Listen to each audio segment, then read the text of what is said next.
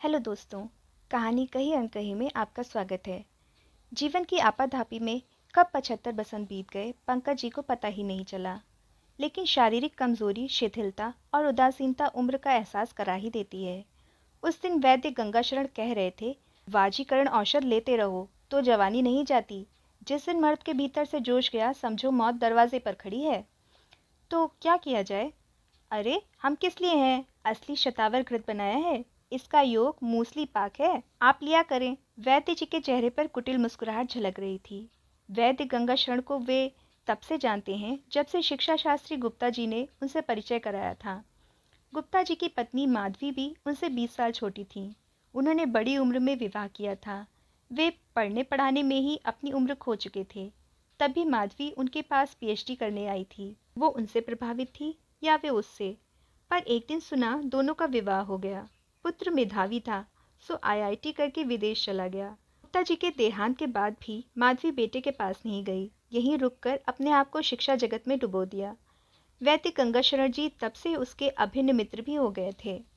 लोग तो न जाने क्या क्या कहते, पर उन्होंने ध्यान नहीं दिया। हाँ, पर यह सच है कि रोज दोपहर बाद वैद्य जी को माधवी के घर पर ही देखा जाता था। जितने मुंह उतनी बातें, हमें क्या मतलब। पंकज जी की विचारधारा इधर से उधर घूम गई थी। यह वैद्य मुझसे कहना क्या चाहता है? उम्र में तो मुझसे छोटा है। खैर, जब मेरी उम्र में आएगा तो इसकी भी टांगें टेढ़ी हो जाएंगी। बूढ़ा खुद को रुस्तम सोहराब समझता है। कहता है बुढ़ापे में ब्लड प्रेशर हो या डायबिटीज, आदमी मर्द नहीं रहता। खुसट मुझसे ही क्यों कहता है? यह बीमारी तो करोड़ लोगों को है। हर बूढ़ा आदमी ब्लड प्रेशर की गोली खाता है। क्या वाकई मुझ में पहले जैसी ताकत नहीं रही? वे अक्सर खुद से यह सवाल करते रहते। उस दिन होम्योपैथी की दुकान से दवा लाए थे। डॉक्टर कह रहा था इस दवा को लेने से शरीर पहले की तरह हो जाएगा। पहले की तरह? पहले क्या था? रात को खाने के समय मालती पूछ रही थी, तुम्हारे लिए क्या बनाऊं? दूध दलिया ले लो। पराठे तो तुम्हें सूट नहीं करते। वह खुद गोभी के पराठे खा रही थी। वह भी तो उनसे 10 साल छोटी है। तभी उन्हें याद आया, जब शादी हो रही थी तब चाची ने कहा था, बेटा बहुत ज्यादा छोटी अच्छी नहीं होती। क्यों? तब युवा पंकज जी नाराज हो गए थे। चाची क्या समझा रही हो इसे? तब माँ ने बीच में आकर टोक दिया था। पर अब पंकज जी को लगता है कि चाची सही कह रही थी। मालती को बेटे के पास सिंगापुर जाना था। बहुत प्यार से बोली, तुम भी साथ चलो। पंकज जी बोले, मैं 3 बार हो आया हूँ, तुम हो आओ। नहीं, एक तो सिंगापुर, वह भी अकेली। कहते हुए मालती पंकज जी के करीब आई तो उन्होंने मालती को बाहों में भर लिया। पर न जाने क्यों अब मालती के पास होने पर उन्हें डर सा लगता है। वे मुंह फेर कर सो जाते हैं। जिस दिन नींद की गोली नहीं खाते, नींद ही नहीं आती। बाबा जी कहते हैं योग प्राणायाम किया करो। जब बाबा जी का प्रवचन सुनने गए थे तब उन्होंने कहा था 60 साल के बाद पूर्ण ब्रह्मचर्य अगर सच जाए तो फिर कोई बीमारी नहीं, शरीर कुंदन सा चमकता रहेगा। पर बाबा जी तो खुद बीमार रहते हैं। खैर, क्या पता दूसरों के कष्ट ले लेते होंगे। उनका शिष्य ऐसा कह रहा था। पर यहाँ तो बुढ़ापा घुटनों में चला आया है। वे बड़बड़ाए। बेडरूम में आए। नाइट बल्ब जल रहा था। देखा मालती खर्राटे भर रही थी। उसकी झीनी नाइटी में उसका बदन झांक रहा था। उस पर प्यार आने लगा। पर कुछ किया तो मालती नाराज हो जाएगी। और फिर पंकज जी नींद की गोली खाकर लेट गए। सुबह के अखबार में खबर थी, मालती की काव्य कृति को इस बार पुरस्कार के लिए चुना गया है। लेकिन मालती ने तो उन्हें कुछ नहीं बताया। वे चाय पीते पीते चौंक गए। हाँ, किताब ठीक ही थी, पर पुरस्कार तो बिना लॉबी बनाए मिलता नहीं। जोड़ तोड़ गुणा भाग, यह तो पुरस्कार का अंग है। मालती बाथरूम में थी। अरे सुनो, तुम्हें पुरस्कार मिला है क्या? बाथरूम से मालती ने पूछा। तुम्हारे कविता संग्रह को पुरस्कार मिला है। ओह थैंक्स। तब तक फोन की घंटियां बजने लगी थीं। सक्सेना जी का फोन था। मालती उनका फोन पाकर प्रसन्न थी। हाँ हाँ, तुम्हें ही मिला है। वो तो आपकी मेहनत है। अरे मेरी कहाँ, आप लिखती ही इतना बढ़िया हैं। पंकज जी शुगर फ्री की गोलियां चाय के प्याले में डालते डालते चौंक गए। कौन था? सक्सेना जी। पंकज जी चुप हो गए। पंख पत्रिका जब से इसने संभाली है, महिलाओं में इसकी रुचि बढ़ती जा रही है। वैसे मालती लिखती अच्छा है। पहले वे उसकी हर रचना को पढ़ते थे, पर अब धीरे धीरे वे स्वयं में खोते चले जा रहे थे। क्या किया जाए? लंगड़ाते हुए छोटे चौराहे की तरफ निकल गए। सिंधी की दुकान पर रुके। चूहे मारने की दवा है? दवा तो है, पर खतरनाक है। किसी के हाथ लग गई तो मर सकता है। आप पिंजड़ा खरीद लें, मेरे पास बहुत अच्छे हैं। वो भी दे दो। दवाई के 2 पैकेट्स भी दे दो। ठीक है, दुकानदार बोला। दूसरा रास्ता और है, दुनिया से ही किनारा कर लिया जाए। पार्क में घूमते हुए सक्सेना जी लगभग रोजाना ही मिल जाते थे। विश्वविद्यालय में पढ़ाया भी था उन्होंने। बाद में वह विभाग में प्राध्यापक हो गए। साहित्य की राजनीति में वह सक्रिय थे। लिखा कम था पर प्रचार बहुत कराया था। पंकज जी जानते थे कि लोकप्रियता बिना लॉबी के नहीं मिलती है। वे इसके लिए उसका ध्यान रखते रहे। वह भी घर के सदस्य जैसे हो गए थे। मालती भी जब प्राध्यापक बनी तब वे ही उसे अपने साथ विभाग में ले गए थे। मालती की पेंटिंग्स की प्रदर्शनी भी उन्हीं ने आयोजित कराई थी। बातें तो बहुत हैं, कहाँ तक याद रखी जाएं? पंकज जी ने सोने का प्रयास किया पर नींद हर बार उड़ जाती थी।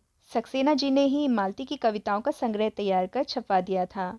सर, आपने ध्यान दिया ही नहीं, मालती जी में तो बड़ी प्रतिभा है। हाँ, उन्होंने कहा।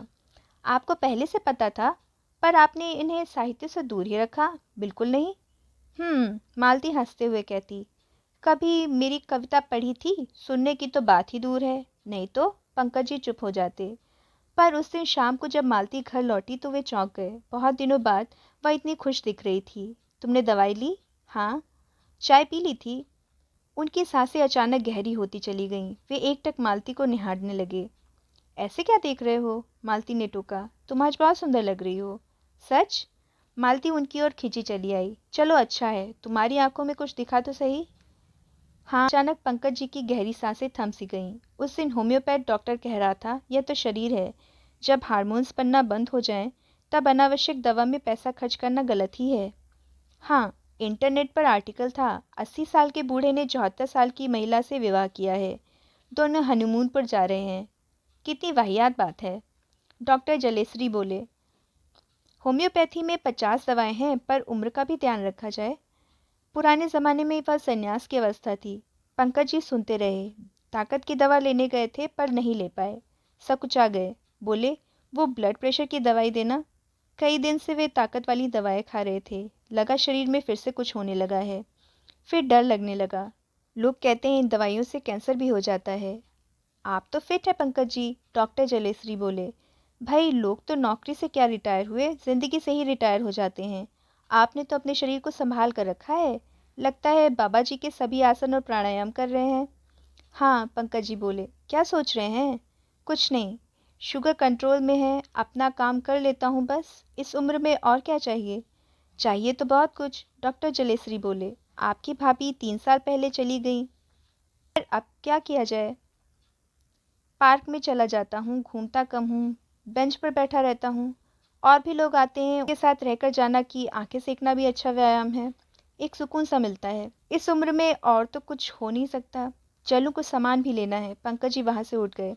तुम बात करते करते चुप क्यों हो जाते हो? मालती ने टोका। नहीं तो, बहुत दिनों से देख रही हूँ, हमेशा कुछ ना कुछ सोचते रहते हो।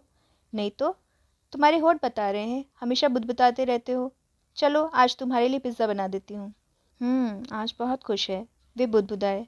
तभी सक्सेना जी का फोन आ गया। मालती को पुरस्कार मिला है, मीडिया वाले घर आना चाहते हैं। मालती उत्साहित थी, बोली, तुम्हें कैसा लग रहा है? बहुत अच्छा, पंकज जी बोले। मन से नहीं कहा। नहीं भाई, मन से ही कहा है। नाश्ता तो सबके लिए मंगवा लो, वो सक्सेना जी ले आएंगे। पंकज जी फिर चुप हो गए। नदी में कूदना ही बेहतर है। घूमने गए थे, पाँव फिसल गया। कोई नोट नहीं छोड़ना। किसी को क्या बताएं, और बताने को है भी क्या? पत्नी को इनाम मिला है, बहुत खुश थे। ध्यान नहीं रहा, पाँव फिसल गया, वो मर गए।